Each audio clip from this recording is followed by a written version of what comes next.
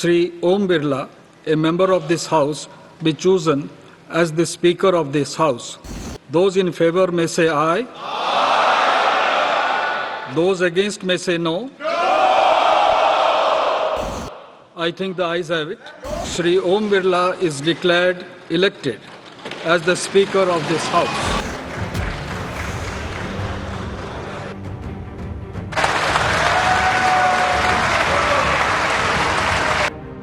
राजस्थान की कोटा लोकसभा सीट से लगातार 3 बार सांसद बनने वाले ओम बिरला बीजेपी नेतृत्व के पहले संसद बन गए हैं। लोकसभा चुनाव का परिणाम आने और मंत्रिमंडल के गठन के बाद लोकसभा अध्यक्ष के लिए कई नाम चर्चा में आए, लेकिन ओम बिरला का नाम टॉप पर रहा। पार्टी के शीर्ष नेतृत्व में कई पूर्व मंत्रियों को फिर से कैबिनेट में स्थान दिया गया। उससे ये साफ हो गया था कि ओम बिरला को लोकसभा अध्यक्ष की कुर्सी फिर से मिलने वाली है। इसकी बड़ी वजह ये भी थी कि बिरला के कामकाज से बीजेपी नेतृत्व पूरी तरह से संतुष्ट था।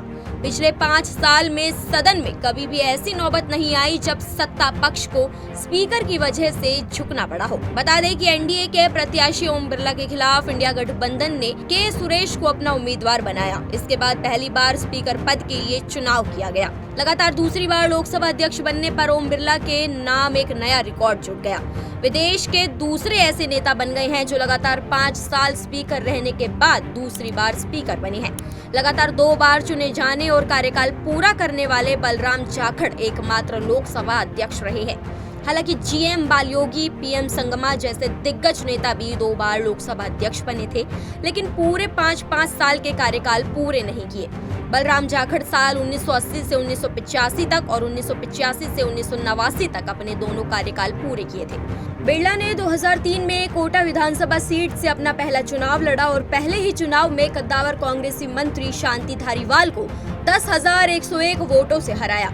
फिर 2008 में कोटा दक्षिण विधानसभा सीट से कांग्रेस के वरिष्ठ नेता और मंत्री रामकिशन वर्मा को 24,252 वोट से हराया। 2013 में भी कोटा दक्षिण से चुनाव जीते। अगले साल ओम बिरला को बीजेपी ने कोटा बूंदी लोकसभा सीट से सांसद का टिकट दिया और बिरला ने कांग्रेस पार्टी से सांसद इजराज सिंह को 2,782 वोट से हराया। 2019 में भी बिरला इसी सीट से सांसद बने। इस बार भी यहीं से सांसद का चुनाव जीतकर लोकसभा पहुंचे हैं। साल 2023 में राहुल गांधी लोकसभा में बोल रहे थे। उन्होंने प्रधानमंत्री नरेंद्र मोदी और अडानी को मित्र बताते हुए पीएम पर निशाना साधा था। इसके बाद सत्ता पक्ष ने हंगामा कर दिया था। इसके बाद जब राहुल गांधी अपने भाषण को खत्म कर सीट पर बैठे तो स्पीकर बिरला ने कहा कि कोई भी बाहर यह ना कहे कि स्पीकर साहब माइक बंद कर देते हैं, यह अच्छी बात नहीं है। इसके बाद राहुल गांधी स्पीकर बिरला की बात सुनकर फिर खड़े हुए और बोले, स्पीकर साहब यह बात तो सही है कि आप माइक बंद कर देते हो।